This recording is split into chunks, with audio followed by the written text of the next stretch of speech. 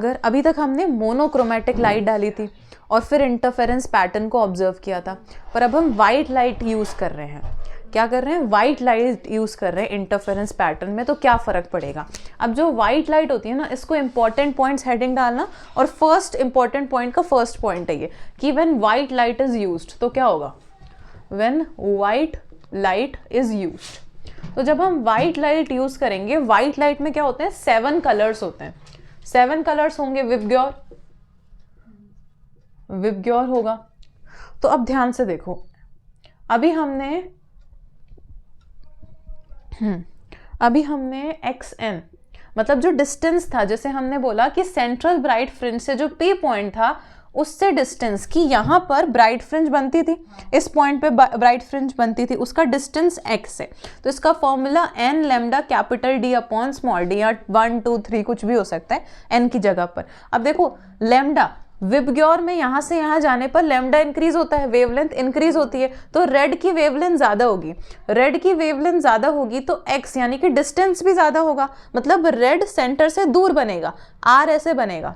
और वायलेट की wavelength minimum होगी, इसकी वेवलेंथ मिनिमम होगी, तो x कम होगा, यानी कि इसका डिस्टेंस कम बनेगा, मतलब कि वायलेट सेंटर के पास बनेगा और बाकी सारे कलर्स दूर। मतलब इस तरह का इंटरफेरेंस पैटर्न हमें नजर आएगा, है ना। यहाँ मैं बना देती हूँ, इसको तुम ड्रॉ कर लेना तो और अच्छे समझ में आ जाएगा कि सेंट्रल मैक्सिमा है ये, सेंट्रल ब्राइट फ्रिंज है ये, सेंट्रल ब्राइट फ्रिंज, इसके नीचे भी इसी तरह से इंटरफेरेंस पैटर्न बनेगा, विबग्योर।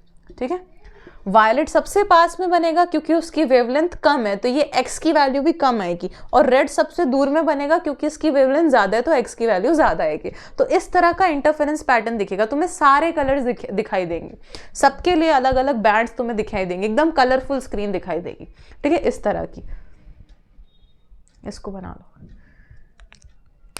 चाहो तो थोड़ा सा अपनी लैंग्वेज में भी लिख देना, या मैं लिख देती हूँ। इसकी लैम्डा क्या है? ज़्यादा है, तो x की वैल्यू ज़्यादा होगी। वायलेट का लैम्डा कम है, तो x की वैल्यू कम होगी। इस तरह का कलरफुल इंटरफेरेंस पैटर्न दिखाई देगा। जल्दी जल्दी लिख लो। x है मतलब ये डिस्टेंस, सिर्फ x लिख दो तुम, ये डिस्टेंस। अब सेकेंड पॉइंट है कि अगर ये पूरा जो अपैरेटस था हमारा, उसको अगर मैंने किसी मीडियम में डाल दिया, जैसे कि पूरे अपैरेटस को मैंने वाटर में डाल दिया, तो उसका कुछ रिफ्रैक्टिव इंडेक्स होगा mu.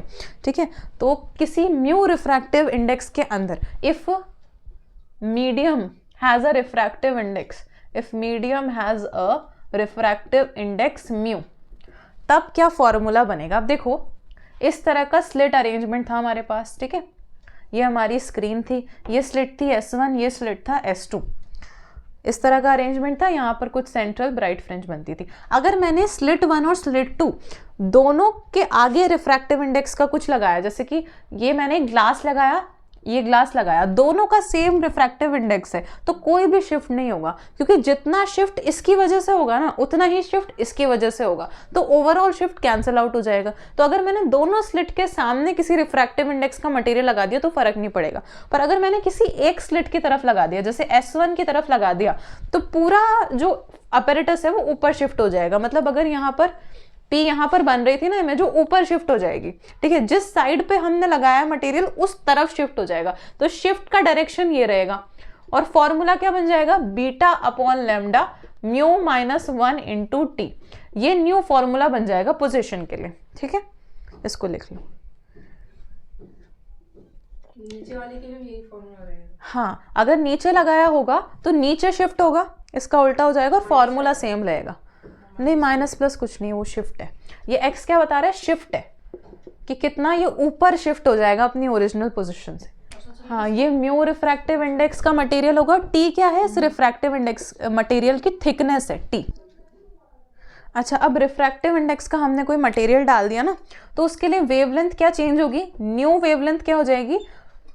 Original wavelength divided by mu. ठीक है, न्यू वेवलेंथ का फॉर्मूला हो गया। और बीटा मतलब विड्थ कितनी थी? d capital D lambda upon small d, ये विड्थ थी। इसको भी हम म्यू से डिवाइड कर देंगे, या फिर इसको हम ऐसे लिख सकते हैं b डैश, यानी कि new width is equals to b, मतलब original width upon mu refractive index. ये सब फॉर्मूलाज है। हाँ, अब इसको लिख लो, फिर क्या करो। चलो अब डिफ्रैक्शन स्टार्ट करते हैं। इतना बड़ा टॉपिक है डिफ्रैक्शन। इसमें नहीं है ज़्यादा कुछ, आज में हो जाएगा। आज में हो जाएगा मतलब 1 घंटे में होगा ये? देखते हैं। केमिस्ट्री और करनी अच्छा अब देखो डिफ्रैक्शन फिनोमेना होता क्या है ना।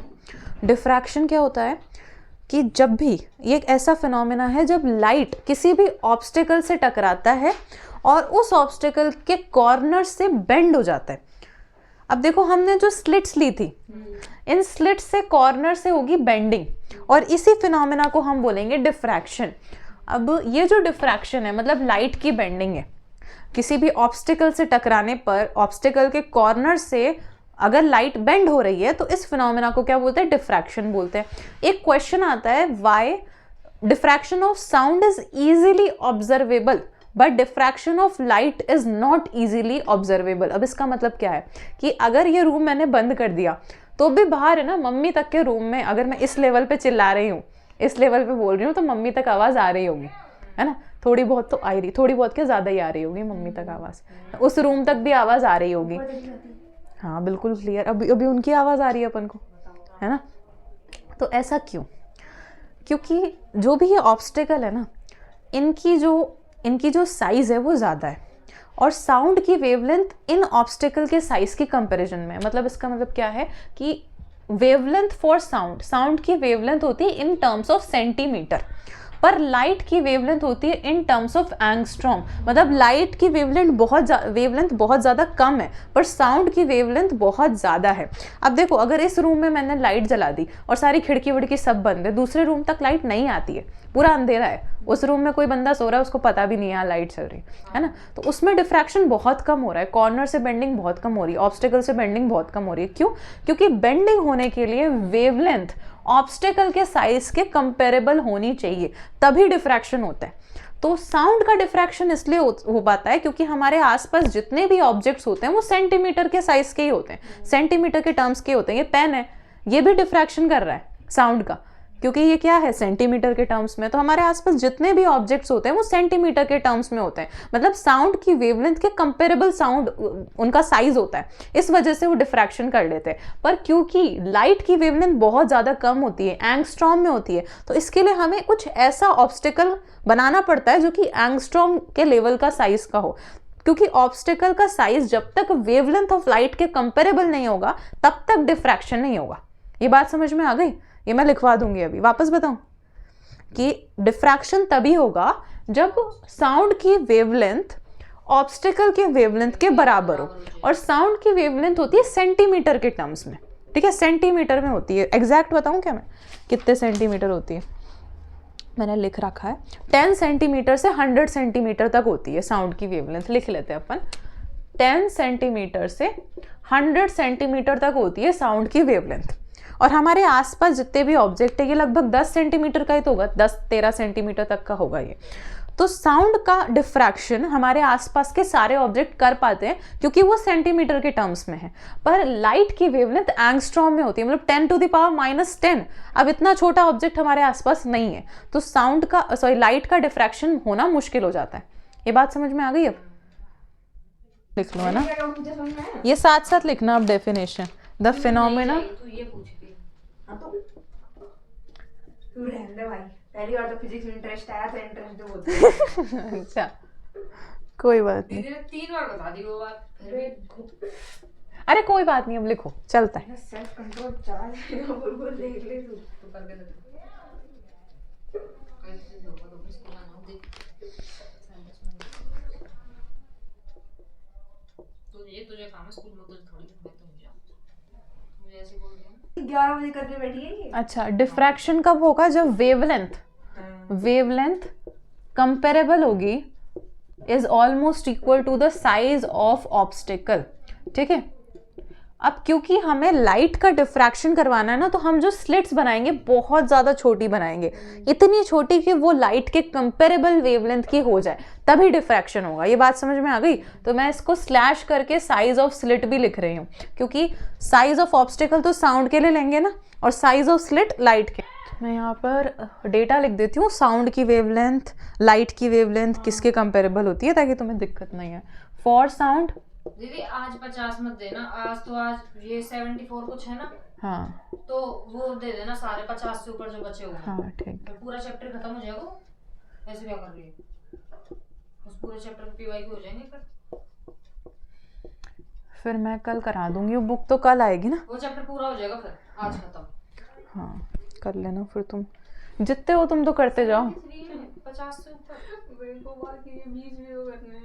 अच्छा देखो, लाइट की वेवलेंथ 4000 से 7800 एंगस्ट्रॉम तक है।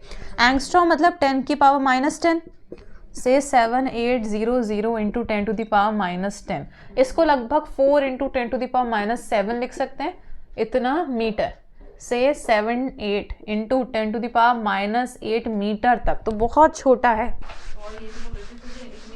तुम लोग खुद से लिख सकते हो क्या इसका आंसर, साउंड और लाइट वाला? नहीं, वाई 51 तक दीदी ने दिए थे। It's 52 easy 74 to observe diffraction वो तो बी पार्ट है उसका, थोड़ा सा है वो तो। of sound पेज का है।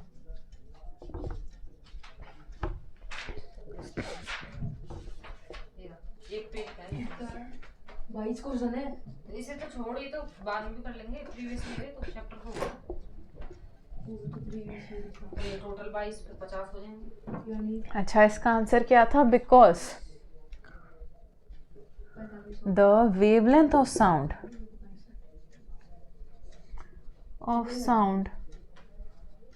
is nearly 10 centimeter to 100 centimeter, which is comparable to our surrounding objects,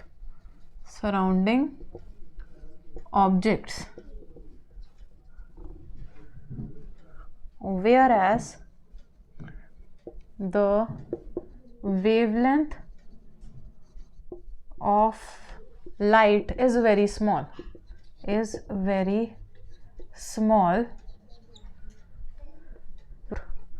4000 angstrom to 7800 angstrom। अच्छा, अब कंडीशंस क्या है डिफ्रैक्शन होने की? सबसे पहले wavelength of light should be approximately equal to size of obstacle, ठीक है, या फिर साइज ऑफ स्लिट। दूसरी कंडीशन है कि मोनोक्रोमेटिक लाइट होनी चाहिए, ऐसा नहीं होना चाहिए उस लाइट में 7 कलर्स हो, मोनोक्रोमेटिक लाइट होनी चाहिए, ठीक है, एक कलर, या रेड या फिर वायलेट या फिर ब्लू, कोई भी एक। और सेकेंड कंडीशन क्या है? Wavelength of light is comparable to the size of slit, ठीक है। उसमें पिछले वाले केस में यानी कि इंटरफेरेंस में हम 2 स्लिट बनाते थे, क्यों? क्योंकि उसमें हमें सुपर इम्पोजिशन कराना होता था ना वेव्स का, इसलिए हम 2 स्लिट्स बनाते थे ताकि हमें 2 कोहेरेंट सोर्सेज मिल जाए, फिर उनसे उनका सुपर पोजिशन हो जाए और कंस्ट्रक्टिव इंटरफेरेंस और डिस्ट्रक्टिव इंटरफेरेंस हो। पर इसमें हम क्या लेते हैं? सिंगल स्लिट लेते हैं। ये मैंने बनाई है एक सिंगल स्लिट, ये सिंगल स्लिट है, वो तो अपन बड़ी बना रहे हैं, इतनी बड़ी होती नहीं है, ठीक है। इसके आगे हम लेंगे 2 लेंसेस, ये एक लेंस लिया है मैंने L1, ये दूसरा लेंस लिया है मैंने L2, ठीक है। इससे हम लेंगे यहाँ पर एक सोर्स, इस सोर्स से आ रही है स्फेरिकल वेव फ्रंट्स। अब हमने लेंसेस क्यों लगा दिए इधर बीच में? यहाँ पर स्क्रीन है, इधर लेंस क्यों लगा दिया मैंने? ये लेंस क्या करेगा, अगर तुम्हें याद हो हमने डायग्राम बनाए हुए हैं इसके, कि जब भी इस लेंस में, क्या नाम है इस लेंस का? इस लेंस का कॉन्वेक्स कॉनकेव, कॉन्वेक्स लेंस है, हाँ। तो कॉन्वेक्स लेंस क्या करता है? स्फेरिकल वेव फ्रंट को प्लेनर वेव फ्रंट में कन्वर्ट कर देता है। अपन ने इसके डायग्राम भी बनाया ना, स्फेरिकल वेव फ्रंट को प्लेनर वेव फ्रंट में कन्वर्ट कर देगा। तो जो ये स्फेरिकल वेव फ्रंट आ रहे हैं ना, इसको ऐसे प्लेनर वेव फ्रंट में कन्वर्ट कर देगा। तो इस स्लिट पे कौन सा वेव फ्रंट आ रहा है, प्लेनर वेव फ्रंट आ रहा है। प्लेनर वही तो जो पैरेलल आता है इन्फिनिटी। हाँ, तो हम इन्फिनिटी पे अगर सोर्स रख देंगे मान लो, तो इन्फिनिटी से यहाँ जितनी लाइट आएगी ना उसकी इंटेंसिटी कम हो जाएगी, क्योंकि इन्फिनिटी बहुत दूर पे रखा हुआ है। उससे अगर हम लेते तो उससे बहुत कम इंटेंसिटी की लाइट आती, तो उससे हम ये एक्सपेरिमेंट उतना अच्छे से नहीं कर पाते। तो इससे बेटर हमने क्या किया, एक लेंस लगा दिया, पहले सुन लो, एक लेंस लगा दिया, एक स्फेरिकल सोर्स लगा दिया जो कि स्फेरिकल वेव फ्रंट बना रहा होगा, फिर हमने लेंस लगाया तो उससे क्या हो गया, प्लेनर वेव फ्रंट बना दिया इसने। ठीक है, अब ये जो प्लेनर वेव फ्रंट है इसमें बहुत सारे पॉइंट होंगे, इनफाइनाइट नंबर ऑफ पॉइंट्स होंगे। ठीक है, अब ये पूरा वेव फ्रंट बहुत सारे पॉइंट से तो मिलके बना होगा, तो इसमें इनफाइनाइट नंबर ऑफ पॉइंट्स होंगे, मतलब कि इनफाइनाइट सोर्सेज हो गए, है ना। उसमें 2 ही सोर्सेस थे, हमने 2 ही स्लिट ली थी छोटी छोटी, 2 ही सोर्सेस थे, पर इसमें इनफाइनाइट पॉइंट है, यानी इनफाइनाइट पॉइंट सोर्सेज हैं जो कि वेव फ्रंट प्रोड्यूस करेंगे। अब देखो, ये लेंस हम सिर्फ कन्वर्जिंग के लिए लेते हैं, ताकि जितनी भी इनफाइनाइट सोर्सेज से लाइट्स आ रही होगी वो एक पॉइंट पे कन्वर्ज हो जाए। अब इससे मैंने माना कि मैंने एग्जांपल के लिए मान लिया इसमें 100 पॉइंट सोर्सेज होंगे, ताकि हम अपनी फर्दर कैलकुलेशन कर सकें। तो मैंने माना होगा फर्स्ट वाला कोई ये वाला होगा और 100 ये सबसे नीचे वाला होगा, 100 ये माना है अपन ने। ठीक है, तो मैंने फर्स्ट वाले से एक लाइट बनाई, यहाँ लास्ट वाले से एक लाइट बनाई, तो वो इस पॉइंट पे एकदम बीचों बीच कन्वर्ज हो जाएगी। ठीक है, और यहाँ पर हमें सेंट्रल मैक्सिमा मिलेगा, ब्राइट फ्रिंज मिलेगा, इसका नाम होता है सेंट्रल मैक्सिमा। अब सेंट्रल मैक्सिमा क्यों होता है, अब समझो, बाद में लिखना, पहले समझो। ये सेकंड वाला होगा, इसके नीचे कोई सेकंड वाला सोर्स होगा, इससे पहले कोई 99th सोर्स होगा, तो सेकंड वाले से इस तरह से लाइट आ रही होगी, वो भी सारी यहीं कन्वर्ज हो जाएगी। 99 से आ रही होगी, वो भी यहीं कन्वर्ज हो जाएगी। तो ऐसे बहुत सारी लाइट्स यहाँ पर कन्वर्ज होगी, तो ये वाला बहुत ज़्यादा ब्राइट दिखेगा हमें, इसलिए इसको क्या बोलते हैं, सेंट्रल मैक्सिमा बोलते हैं, क्योंकि सेंटर में बहुत ज़्यादा ब्राइट, मतलब हाइएस्ट इंटेंसिटी की लाइट हमें नजर आती है, इसकी इंटेंसिटी मैक्सिमम होती है। I = A², इसके लिए A² मैक्सिमम इंटेंसिटी होती है। ठीक है, ये बात समझ में आ गई। पहले तो तुम यही डायग्राम बनाओ। अब इससे अगर हम और कोई पॉइंट लें, P पॉइंट, तो उससे कुछ x डिस्टेंस होगा, इस x डिस्टेंस पे भी कुछ ब्राइट इंटेंसिटी बन रही होगी, वो अभी बताएंगे। पहले ही बनाओ, यहाँ से यहाँ का डिस्टेंस ले लेते हैं कैपिटल D। ठीक है, स्लिट से स्क्रीन का डिस्टेंस और स्लिट के बीच का डिस्टेंस कुछ A ले लेते हैं। हमने A क्यों लिया, क्योंकि पिछले वाले में D लिया था, तो अभी हम कंफ्यूज हो जाते हैं कि कौन सा फॉर्मूला किसका है, इसलिए हमने A लिया। सेंट्रल मैक्सिमा बनेगा, यहाँ पर सेंट्रल मैक्सिमा बनेगा, इसकी इंटेंसिटी सबसे ज़्यादा है, देख लो, अब समझ लो अच्छे से। इस वाले की इंटेंसिटी सबसे ज़्यादा, मतलब सबसे ज़्यादा चमकता हुआ सेंटर में दिखेगा, और बाकी सब में जैसे जैसे हम दूर जाते जाएंगे ना, इंटेंसिटी कम होती जाएगी, सबसे बीच में चमकता हुआ। पहले वाले में तो क्या था, central maxima, first bright fringe, second bright fringe, सबकी इंटेंसिटी हमने सेम बनाई थी। इंटेंसिटी डायग्राम में भी सारे जितने भी थे ना, इन सबका लेवल बराबर था, पर इसका इंटेंसिटी डायग्राम कैसे बनाएंगे, ऐसे धीरे धीरे धीरे धीरे धीरे धीरे बढ़ रहा है, ऐसा बनाएंगे। अभी तो रुको, अभी अपन पहले ये समझेंगे। अब इस P पॉइंट के लिए अगर मुझे रे बनानी है तो कैसे, फर्स्ट वाला सोर्स है, इससे मैंने एक रे ऑफ लाइट बनाई, ये इस P पॉइंट पे जा रही है, P को हम थोड़ा नीचे बना देते हैं, ये पॉइंट है। ठीक है, यहाँ से कुछ रे ऑफ लाइट 100th वाले पॉइंट से गई, यहाँ पर आ गई, कन्वर्ज कर रहा है ये सारे पॉइंट्स को, तो कन्वर्ज हो गया। ठीक है, यहाँ से मैंने एक लाइट बना दी ऐसे, मतलब एक ऐसी रे बना दी ज्वाइन करने के लिए, इस पॉइंट से, इस मिड वाले पॉइंट से ज्वाइन करने के। अच्छा, ये सेंट्रल मैक्सिमा हमारा यहाँ बन रहा था, ये पॉइंट था, 1 मिनट है ना, हाँ ठीक है। अब देखो, हम पाथ डिफरेंस कैसे निकालते थे, पहले भी मैंने ये चीज़ बताई थी, पाथ डिफरेंस। हमने ऐसे 2 लाइंस बना दी, इन दोनों में पार्ट डिफरेंस होगा, बीच वाले में तो कोई पार्ट डिफरेंस नहीं था, क्योंकि जितना डिस्टेंस यहाँ से यहाँ तक था उतना ही यहाँ से यहाँ तक था, हमें सिमेट्री नजर आ रही थी, तो इसमें पार्ट डिफरेंस क्या था, 0 था। सेंट्रल मैक्सिमा के लिए पार्ट डिफरेंस क्या था, 0 था, पर इसमें पार्ट डिफरेंस आएगा, क्योंकि हमें ये दिख रहा है ये वाली लाइन बड़ी है और ये वाली लाइन छोटी है, तो इनके बीच में पार्ट डिफरेंस आएगा। जैसे हमने पहले किया था, पार्ट डिफरेंस क्या करते थे, कैसे निकालते थे हम, कि जो छोटी वाली लाइन है, जैसे ये छोटी वाली लाइन है, वही बड़ी वाली लाइन है, छोटी वाली लाइन से एक परपेंडिकुलर लाइन ड्रॉ करते थे, और क्योंकि ये एंगल बहुत ज़्यादा छोटा होता तो हम बोल देते थे ये वाली लाइन इसके बराबर होगी और इसमें से हम इस लाइन को माइनस कर देंगे तो ये वाला पार्ट हमारे पास आ जाएगा, ऐसे ही निकालते थे। तो हम यहाँ पर भी ऐसा ही केस करेंगे।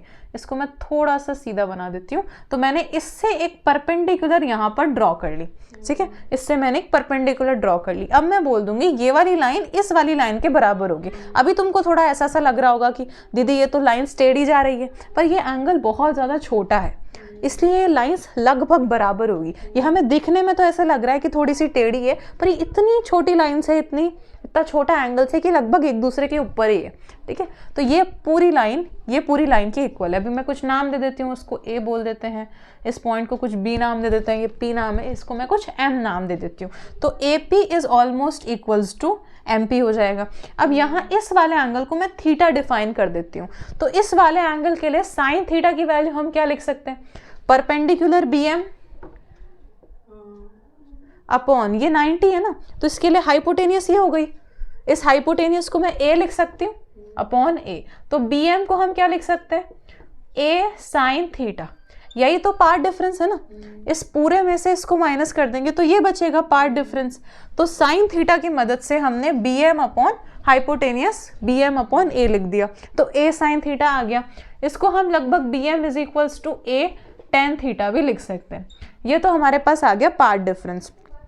अच्छा, अब इस वाले ट्राइंगल को हम ध्यान से देखें। ये वाला जो ट्राइंगल है ना, इसको मैं हल्का सा बड़ा बना रही हूँ। यहाँ पे इस वाले ट्राइंगल को मैंने बड़ा बनाया है। इससे ये एक डॉटेड लाइन जा रही है, ये वाली लाइन, ये डॉटेड लाइन जा रही है ना इस पे, तो ये लाइन भी इसके परपेंडिकुलर ही है, ठीक है। ये एंगल था हमारा थीटा। अगर तुम इन दोनों ट्राइंगल्स को ध्यान से देखो, एक तो ये पूरा बड़ा वाला ट्राइंगल और एक ये थोड़ा छोटा वाला ट्राइंगल, ये दोनों ट्राइंगल्स आपस में सिमिलर होंगे। क्यों? दोनों में थीटा कॉमन आ रहा है और 90 कॉमन आ रहा है, तो दोनों ट्राइंगल सिमिलर है। और ये पूरा डिस्टेंस a है, तो इतना लेंथ a/2 होगा, ठीक है। तो अगर ये दोनों ट्राइंगल सिमिलर हैं तो इनकी साइड्स की लेंथ का रेशियो भी इक्वल होगा, ठीक है। तो अगर ये पूरी लेंथ, ये वाली लेंथ इस पूरे a की हाफ है, तो ये पूरी लेंथ को अगर मैं 2 लैम्डा मानूंगी तो ये वाली इसकी हाफ होगी। ये बात समझ में आई? ये छोटी वाली लेंथ a की हाफ है, क्योंकि इन साइड्स का रेशियो इक्वल है, तो a की हाफ है ये वाली, तो ये वाली लेंथ भी 2 लैम्डा की हाफ होगी, यानी कि लैम्डा होगी। और ये लैम्डा मतलब क्या है, ये वाली लेंथ मतलब क्या है, ये वाली लेंथ हमें बता रही है कि जो सेंट्रल वाली ब्राइट फ्रिंजेस है ना, उनके बीच का डिस्टेंस है। यानी कि यहाँ पर क्या बनेगी, डार्क फ्रिंज। सेंट्रल के बीच में, ब्राइट के बीच में ही तो डार्क बनती है। तो ये वाला जो लेंथ है ना, ये वाला लेंथ 2 लैम्डा पे बनेगा सेंट्रल वाला। तो ये हमें बता रहा है कि इन दोनों के बीच में, यानी कि सेंटर वाले के बीच में डार्क वाली फ्रिंज बन रही है। तो डार्क वाली फ्रिंज के लिए पाथ कितना हो गया, लैम्डा हो गया। ये बात समझ में आई? पूरी कहानी। अब कहानी तो समझ गए, अपन को मेन यही याद रखना है कि डार्क फ्रिंजेस का लैम्डा होगा। इनका पूरा सीक्वेंस याद रखना है, लैम्डा 2 लैम्डा, ये सब मैं भी लिखवा देती हूँ। समझने का इतना था अपना। लो, इसको नोट करो बस। इसमें ऐसे कोई एज सच डेरिवेशन नहीं है, बस समझने का पार्ट था। इसके लिए बना दो थोड़ा सा और ये नोट करें। इसमें tan थीटा की वैसे ज़रूरत पड़ती नहीं है, तो अपन साइन तक ही छोड़ देते हैं इसको। बस इतना ध्यान रखना है कि डिफरेंस डेल्टा x है ना, पार्ट डिफरेंस, ये a साइन थीटा है। अभी इससे मैं डार्क फ्रिंजेस के लिए और ब्राइट फ्रिंजेस के लिए डिराइव करूँ।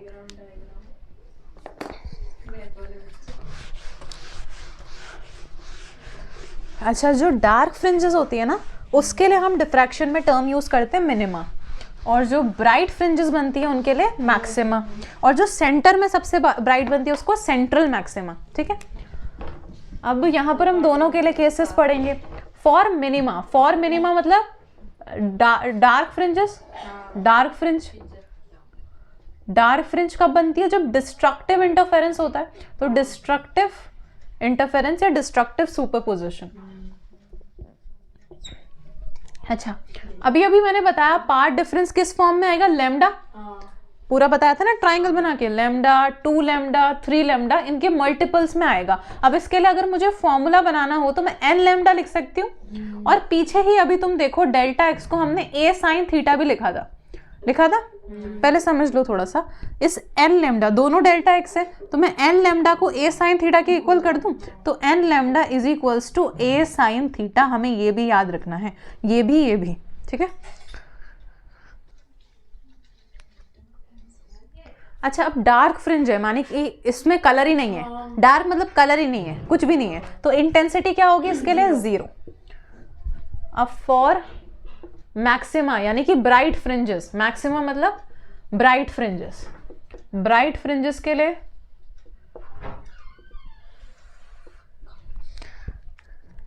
हाँ ब्राइट फ्रिंजेस के लिए अच्छा देखो, जो भी ब्राइट फ्रिंजेस बनेगी 2 डार्क फ्रिंज के बीच में बनेगी, मतलब लैम्डा और 2 लैम्डा के बीच में बनेगी, ठीक है। लैम्डा और 2 लैम्डा के बीच में 3 लैम्डा बाय 2, ऐसे 2 लैम्डा और 3 लैम्डा के बीच में 5 लैम्डा बाय 2, 7 लैम्डा बाय 2, तो इस तरह के मल्टीपल्स में बनेगी। तो नहीं 0 पे नहीं बनेगी, 0 पे तो सेंट्रल ब्राइट बन रहा है ना, ये सारे सेंटर के अलावा है, सेंटर तो बनता ही बनता है, सेंटर तो खतरनाक है एकदम डार्क चमकता हुआ। इसको हम लिख सकते हैं 2n + 1 लैम्डा बाय 2, पीछे वाले में माइनस था, इसमें प्लस है, ध्यान रखना ये चीज। हाँ ये क्वेश्चन करोगे ना तुम, क्वेश्चन करोगे ना उसमें याद हो जाएगा तुम्हें, अगर क्वेश्चन करोगे ना तो रटने की जरूरत नहीं पड़ेगी, क्वेश्चन में ही इतनी बार हो जाएगा। हाँ फटाफट फटाफट कर लेते हैं, हो जाएगा अभी। अच्छा अब सेंट्रल मैक्सिमा की विड्थ पूछ लेते हैं कई बार, width of central maxima. Central maxima की विड्थ कैसे निकालेंगे, अगर देखो जो भी सेंट्रल मैक्सिमा होगा उसके ऊपर 2 डार्क फ्रिंज बन रही होगी, ठीक है, तो 2 डार्क फ्रिंज का डिफरेंस निकाल लिया तो सेंट्रल मैक्सिमा आ गया, ठीक है। देखो ऐसे बन रहा था हमारे पास, यहाँ पर पूरा बन रहा होगा सेंट्रल मैक्सिमा, यहाँ पर डार्क, यहाँ पर डार्क, तो मैंने सेंटर वाले से डार्क तक का ये x डिस्टेंस निकाल लिया और इसका डबल कर दिया तो सेंट्रल मैक्सिमा मिल जाएगा। सेंटर से x डिस्टेंस फिर इसका डबल, तभी सेंट्रल मैक्सिमा मिलेगा। तो पहले तो मुझे x निकालना है, तो a sin theta is equals to n lambda, यही लिखवाया था पीछे डार्क के लिए। अब इस n को अगर मैं 1 पुट कर दूं, क्योंकि फर्स्ट वाले का ही तो देखना है, फर्स्ट वाले के नीचे तो बन रहा होगा डार्क वो सेंट्रल वाला, हाँ, तो n को 1 पुट कर दिया, a sin theta is equals to lambda, ठीक है। तो इससे मैं थीटा क्या लिख सकती हूँ, देखो sine theta, for small angle sine theta को भी मैं थीटा लिख सकती हूँ, तो theta is equals to lambda by A, ये हो गया एंगुलर विड्थ। थीटा है ना, थीटा तो एंगल, एंगुलर विड्थ है, एंगुलर विड्थ, तो एंगुलर आ गई ना। अब इसको देखो ध्यान से, यहाँ पर मैंने एक ट्राइंगल बनाया था, यहाँ पर एक ट्राइंगल बनाया था, अब मैं साइन थीटा को टेन थीटा लिख रही हूँ, क्योंकि स्मॉल एंगल्स हैं तो साइन थीटा को हम टेन थीटा लिख सकते हैं। तो यहाँ पर थीटा होगा, इसके लिए टेन की वैल्यू क्या होगी, परपेंडिकुलर अपॉन बेस, यहाँ से यहाँ तक का डिस्टेंस तो कैपिटल डी था ना, distance between slit and screen capital D, तो इसको x अपॉन कैपिटल डी लिख सकते हैं टेन थीटा को, तो a x upon capital D is equals to lambda, तो यहाँ से x आएगा lambda capital D upon a, ये हो गई लीनियर विड्थ, ये थी angular width, linear width for central bright fringe. लो इसको ले, अब सेंट्रल मैक्सिमा की विड्थ कितनी होगी, इस लीनियर विड्थ का डबल, 2 टाइम्स, ये तो इतना सही था, central maxima 2 times of x होगा, तो विड्थ ऑफ सेंट्रल मैक्सिमा को हम लिखेंगे 2x, तो हम लिखेंगे width of central maxima, width of central maxima is equals to 2x, और यहाँ पर x की value lambda capital D upon A, तो 2 lambda capital D upon A, very important, इसमें से तो बहुत क्वेश्चन पूछते ही